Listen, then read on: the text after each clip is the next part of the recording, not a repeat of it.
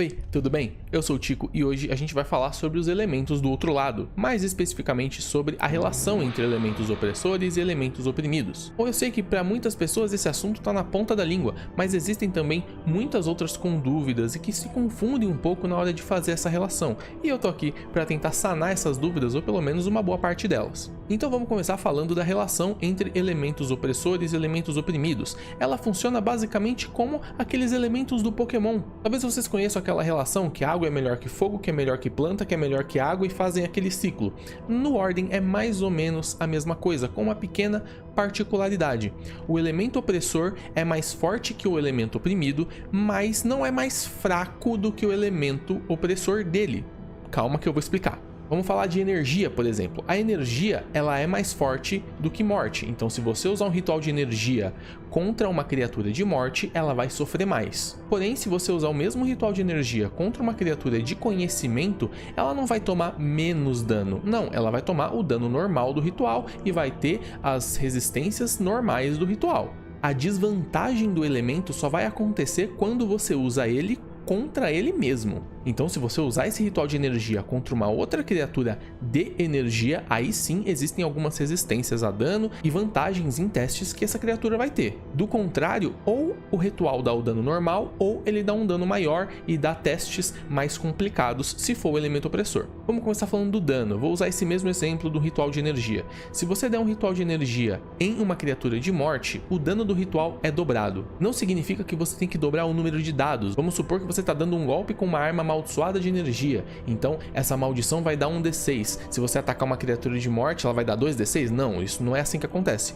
Você vai pegar esse 1 D6, vai jogar, vamos supor que deu 4. Como você está atacando uma criatura de morte, esse dano vai ser dobrado, então vai ser 8 ao invés de 4. Mas se você usar essa arma amaldiçoada com energia para atacar uma criatura de conhecimento, ela vai dar 1 D6. Ela não vai ser dividida na metade só porque o conhecimento é o opressor da energia, não tem nada a ver. O que acontece é, se você usar essa mesma arma amaldiçoada para atacar uma criatura de energia, aí sim esse dano vai bater na resistência da criatura. E aí não é que o dano divide na metade ou diminui um valor específico, não, depende da criatura. Algumas criaturas, por exemplo, a criatura de energia tem resistência à energia 10. Isso significa que, se você não der pelo menos 11 de dano de energia, ela não vai tomar nada. Então, nesse exemplo da arma amaldiçoada, o dano de energia é ignorado. Eu acho que agora deu para entender, né? Se você atacar com um elemento opressor da criatura, você tem mais dano. Se você atacar com o mesmo elemento, você tem menos dano. Se você atacar com qualquer outro elemento, o dano é o normal. E a mesma coisa acontece para testes de resistência. Existem vários rituais, vários poderes paranormais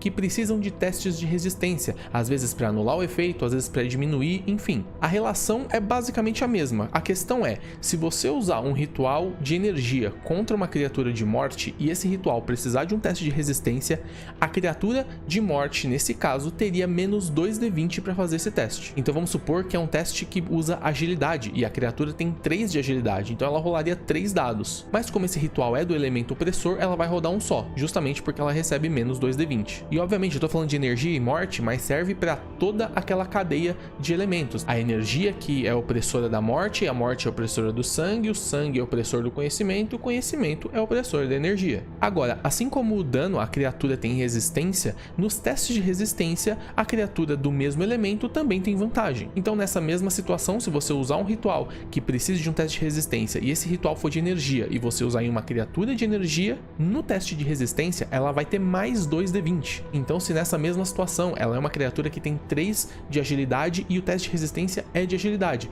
ao invés de rolar 3d20 ela vai rolar 5d20. E é assim que eles interagem com essa relação de elemento opressor, elemento oprimido. O elemento opressor sempre dá mais dano no elemento oprimido e menos dano nele mesmo, assim como a resistência. O teste de resistência é mais difícil para o elemento oprimido e mais fácil para ele mesmo. Bom, eu acho que eu expliquei direitinho, eu acho que ficou bem claro, deu para entender. Se você ficou com alguma dúvida, deixa no comentário aqui embaixo que vocês sabem que eu tô sempre aqui comentando, discutindo e batendo papo com vocês. E se você curtiu, não esquece de deixar um like e de se inscrever também para não perder outros vídeos como esse e também falando de outras coisas do sistema, do universo do Ordem, dos sinais do outro lado. A gente tá sempre aqui batendo um papo, beleza? Então, muito obrigado e olhos sempre abertos.